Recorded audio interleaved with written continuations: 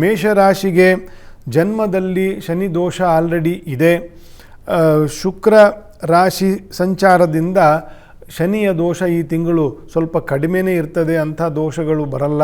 ಮೇಷರಾಶಿಯವರಿಗೆ ವ್ಯಯದಲ್ಲಿ ಇರ್ತಕ್ಕಂತಹ ರಾಹು ಏಕಾದಶಕ್ಕೆ ಹೋಗಿರ್ತಕ್ಕಂತಹ ಫಲವೂ ಕೂಡ ಇದೇ ತಿಂಗಳು ಶುರು ಆಗುತ್ತೆ ಅಂತಂತ ನಾನು ಹೋದ ತಿಂಗಳು ಹೇಳಿದ್ದೆ.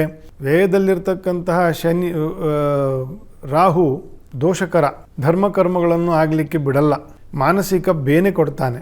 ದೊಡ್ಡವರು ತಿಳಿದವರು ಗುರುಗಳು ಇಂಥವರಿಂದ ಆಶೀರ್ವಾದವನ್ನು ಪಡ್ಕೊಳ್ಬೇಕು, ಅದಕ್ಕೂ ಮನಸ್ಸು ಕೊಡಲ್ಲ ವ್ಯಯದಲ್ಲಿ ರಾಹು ಇದ್ದರೆ.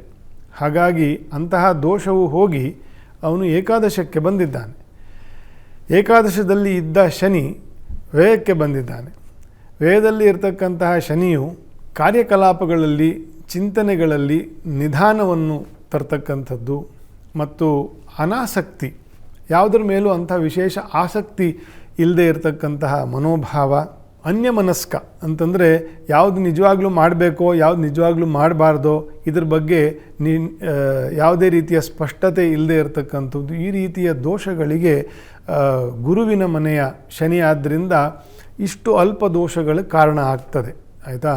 ಜನ್ಮ ಶನಿಯು ಮೇಷರಾಶಿಯವರಿಗೆ ಮೇಷರಾಶಿಗೆ ಇನ್ನು 2.5 ವರ್ಷದ ನಂತರ ಮೇಷರಾಶಿಗೆ ಬಂದಾಗ ಹೆಚ್ಚು ದೋಷಕರ ಆಗ್ತದೆ. ಈ 2.5 ವರ್ಷ ಅಂಥ ದೋಷ ಅಲ್ಲ. ಇದು ಒಂದು.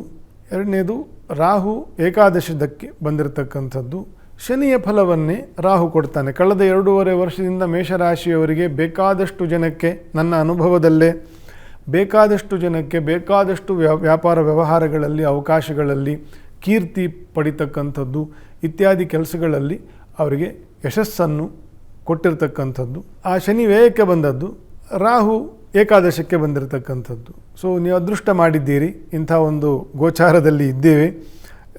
ಏಕಾದಶದ ರಾಹುವಿನ ಫಲವನ್ನು ಬರ್ತದೆ. ಗುರುವಿನ ಬದಲಾವಣೆ ಆಗಿದೆ, ಗುರು ಬಲ ಇಲ್ಲ, ಗುರು ಅಸ್ತನೂ ಇದ್ದಾನೆ.